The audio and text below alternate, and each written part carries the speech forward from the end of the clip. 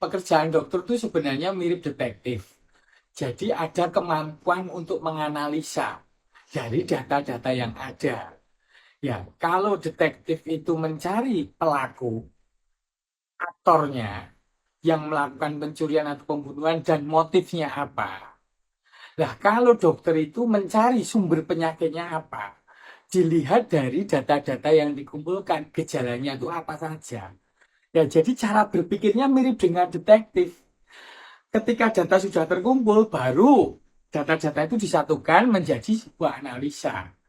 Ya, jadi metode berpikirnya ada dua, yaitu deduktif, berpikir dari hal yang umum ke yang khusus, dan induktif dari yang khusus ke yang umum. Misalnya, kalau menemukan bintik aja, bintik satu di kulit, apakah itu bentuk bercak, apakah itu ada peninggian atau tidak. Nah, kemudian baru dicari data-data yang lain. Kemudian dari hal yang kecil, hal yang khusus ini, dicari penyebab utamanya itu apa? Apakah bintik itu karena alergi biasa ataukah memang ada demam dan kemungkinan infeksi virus atau penyakit khusus? Misalnya dari sariawan aja, apakah hanya sariawan stomatitis biasa atau akibat karena jamur ataukah ada penurunan sistem kekebalan tubuh yang memungkinkan misalnya sumber utamanya itu dari infeksi HIV, misalnya seperti itu. Ya, jadi dari data tadi ditrace penyebabnya itu dari apa?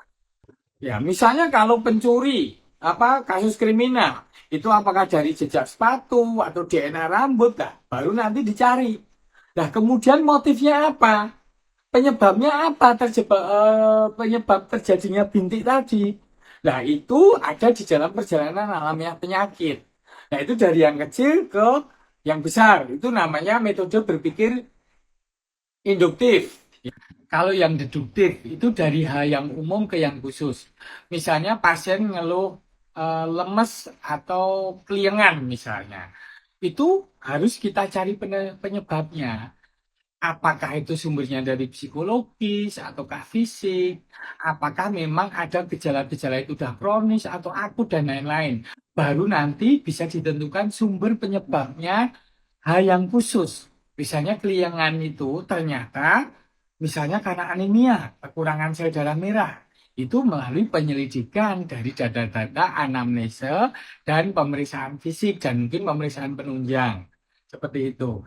Tetapi misalnya orang lemes itu bisa jadi karena psikologis.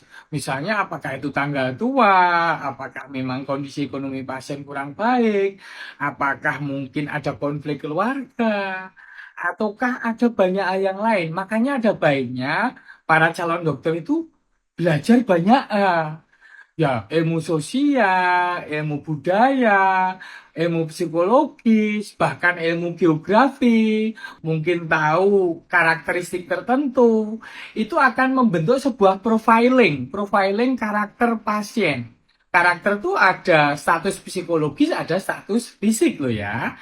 Detektif pun juga pekerjaannya dengan profiling korban maupun profiling pelaku misalnya.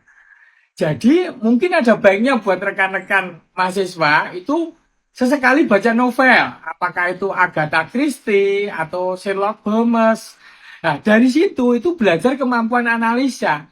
Jadi jangan hanya sekedar menghafal. Itu tidak baik nanti dalam prakteknya karena tiap pasien itu unik, tiap penyakit itu unik, tiap kasus itu unik. Jadi jangan disamaratakan semuanya.